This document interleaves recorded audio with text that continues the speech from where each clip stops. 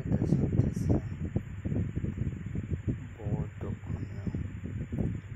আজকে ভারত থেকে বসে বসে আমরা ছাত্রদের জন্য বহুত আক্ষেপ, কিসের কোটা, কিসের